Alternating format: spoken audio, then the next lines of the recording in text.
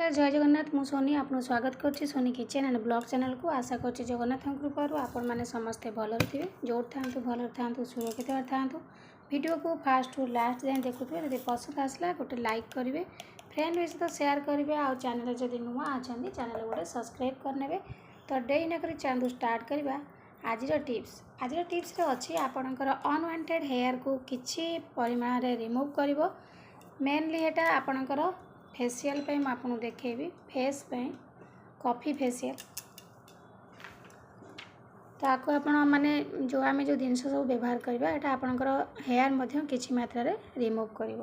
तो ये देखो प्रथम नहीं मु सुगर चीनी चीनी आपणकर डेड स्किन सेल को हटई थाए तापरे ब्लड सर्कुलेशन को ठीक करता स्किन को हाइड्रेट करता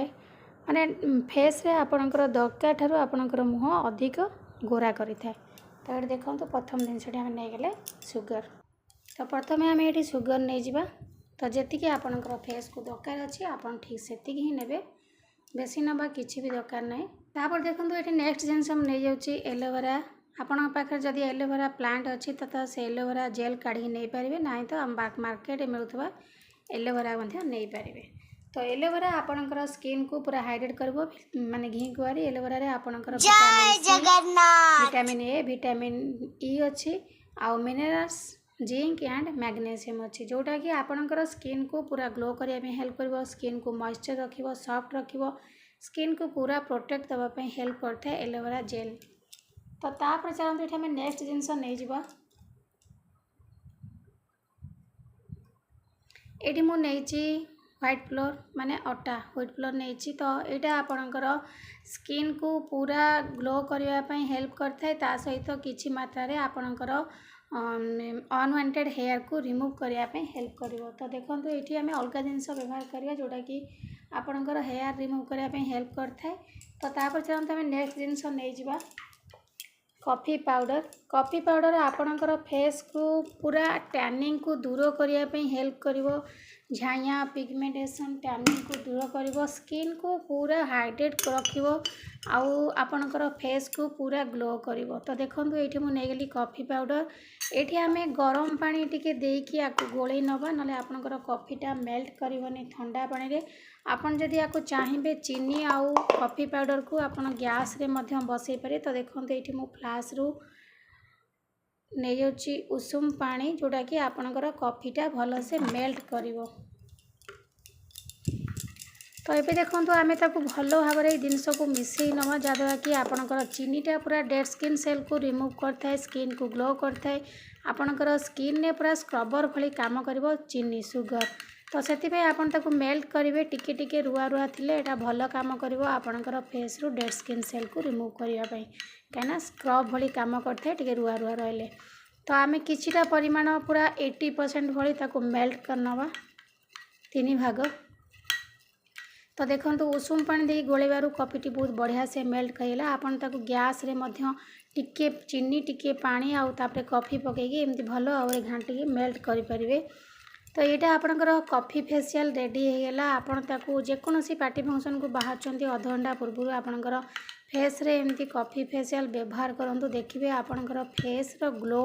पूरा 2 गुणा बढ़ीज सहित आपणकर अनवांटेड हेयर आम जो अटा व्यवहार कर चीनीटा अठा अठा जिनस जहाँद्वारा कि आपणकर हेयर को रिमूव करने किसी परिमाण में हेल्प कर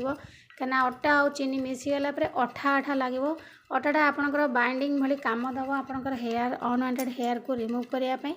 तो ये देखो आम चीनी कॉफी ता सहित आम वार्म वाटर माने गरम पानी टिके नहीं गोड़े नहीं गले तो एलोवेरा आपणकर फेस को पूरा सॉफ्ट रखिबो ग्लो करिवो स्किन को हाइड्रेट मध्य करिवो तो देखो ये प्रत्येक जिनस भल भाव में मिसई नहीं आपड़ यही भाव में मिसई नियंतु मिसई सारा पर आपन जिते आपको टाइम मिल आपको सप्ताह को थरे ना 2 थर लगातु ना गोटे थर लगातु ना तो आप जेकोसी जगह को बाहर अध घंटा पूर्व आपको लगातु देखिए आपणकर फेस रे गोटे पूरा फेशियल भली काम दब ये रेमेडी तो देखो ये मुझे भल भाव में मिसई नहीं बहुत बढ़िया से कॉफी आपणकर मिसी जाइए टिके भी गुला गुला नहीं तो ये आप कौन करेंगे ना आपणकर फेस को भल भाव धोई ने कौन मेकअप रखें फेस को धोई सारापर आपणकर फेस रे एई फेस पैक टी आपण लगांतु। लगे सारा पर टिके हल्का हल्का करके मसाज कर दियंतु। अध घंटा खंड रेस्ट दे दियंतु आपणकर फेस को। तापरे आपणकर फेस को धोई नेबे। देखिबे आपणकर फेस रो चमक माने गोटे थररे केमती ग्लो करूची। माने हम जो जानती पार्लर मेकअप माने फेशियल होंती तो फेशियल भली पूरा काम दबो।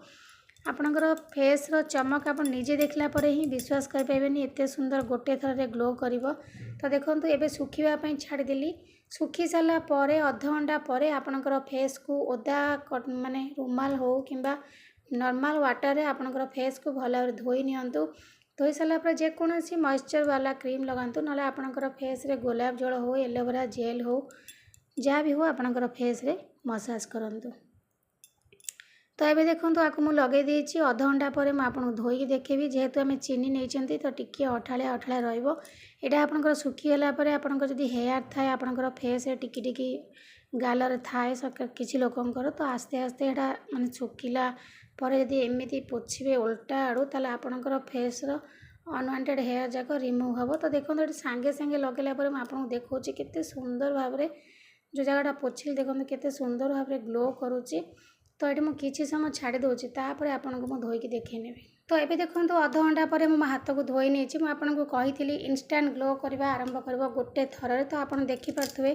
गोटे थर केमती हाथ मोर इंस्टांट माने ग्लो करुच्ची। बहुत सुंदर चमक देखा गोरा देखा। तो आशा करछि आज वीडियो आपको पसंद आसो। यदि पसंद आसो लाइक करेंगे फ्रेंड तो शेयर करेंगे आ चैनल जदि नुआ अच्छा चैनल गोटे सब्सक्राइब करने।